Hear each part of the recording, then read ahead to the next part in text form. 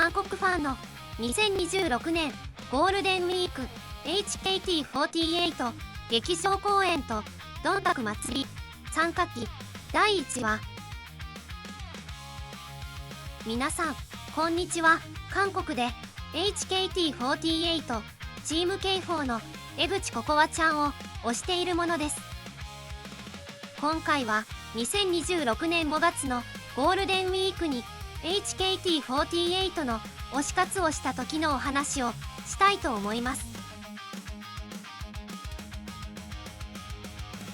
2026年5月1日金曜日朝の飛行機に乗って福岡に行きました。この日韓国は祝日でしたが HKT の劇場公演は翌日からでした。なので初日は HKT の MV の聖地巡礼をすることにしました。朝の飛行機で福岡空港に到着し空港線の地下鉄に乗りました。空港線と直通運転をしている JR 九州の305系電車に乗ることになりました。鉄オタとしてテンションが上がります。ちょうど HKT と JR 九州がコラボ中ということもあってこの日聖地巡礼をする MV が HKT と JR 九州のコラボで誕生した楽曲「君とどこかへ行きたい」だったので意味深かったです。博多駅に到着してアイドルマスターのポスターを見たら日本に来たんだなと実感します。今回泊まるホテルは無人ホテルでスーツケースを預けるのが難しそうだったので博多駅近くの荷物預かり所を利用しました。日本に着いて最初の食事はこうちゃんラーメンで食べました。博多駅近くで朝早くから開いているラーメン屋なのでいつもお世話になっています。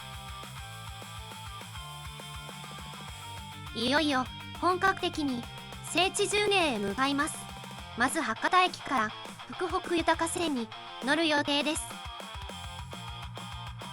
817系電車が先に入線してきましたがこの列車は見送って次の快速に乗る予定です。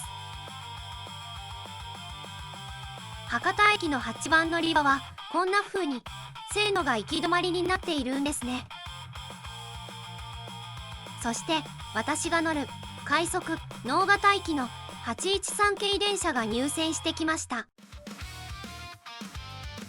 そして私はこの列車に乗って新飯塚駅まで行きました。新飯塚駅から五島路線に乗り換えます。ところが五島路線の列車がなんとキハ40系なんですね。私が一番好きな列車でずっと乗ってみたかった列車です。列車のレトロ感が半端ないですね。私の初恋の列車です。レトロなつり革と扇風機もすごく気に入っています。今でも現役で走っているなんてただただ驚きです。キハ40系の迫力あるエンジン音を聞いているとまさに天国ですね。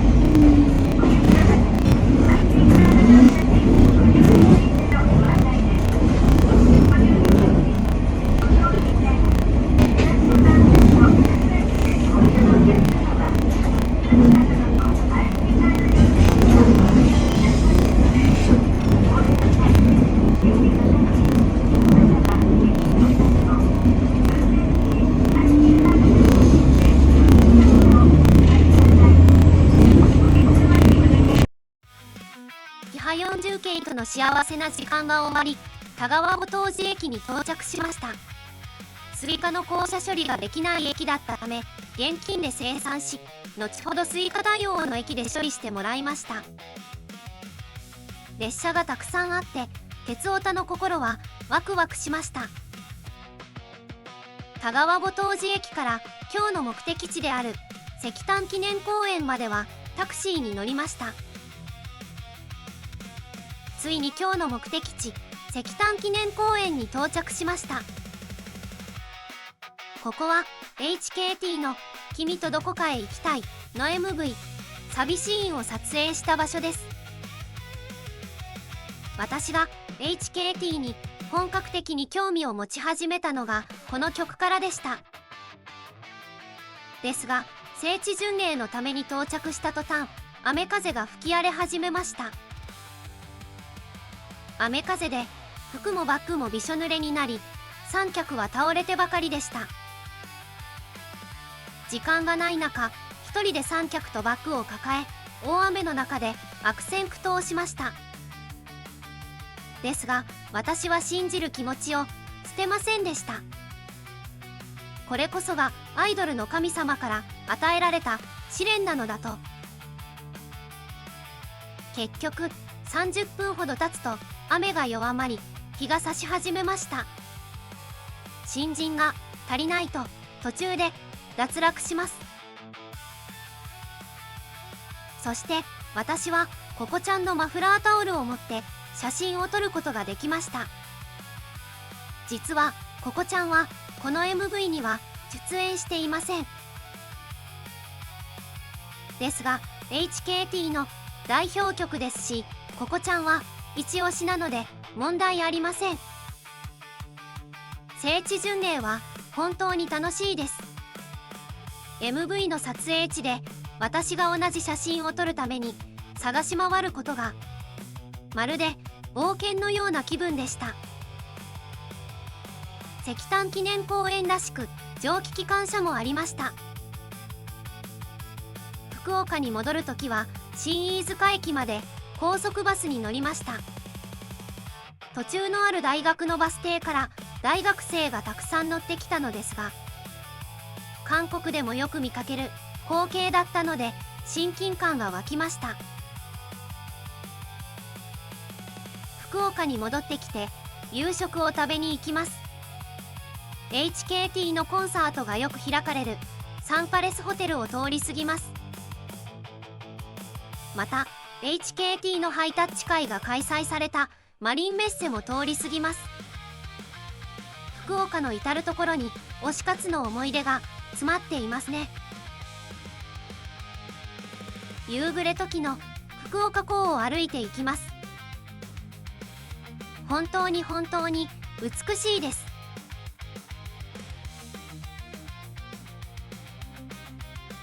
夕食はベイサイドプレイス博多にある博多豊市に行きました。予約をしたら韓国語でメッセージを書いてくださって嬉しかったです。料理もすごく美味しかったです。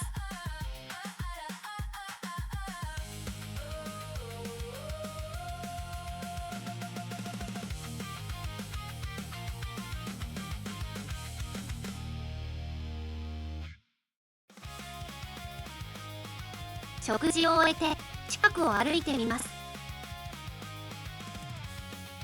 福岡の夜景がとても綺麗です。でも聖地巡礼や夜景もいいけれど、やっぱり HKT のライブが見たくなりました。いよいよ翌日、HKT 待望の劇場公演が近づいていました。HKT48 2026年ゴールデンウィークの推し活期第1話はここまでです。ご視聴ありがとうございました。次の動画へ続きます。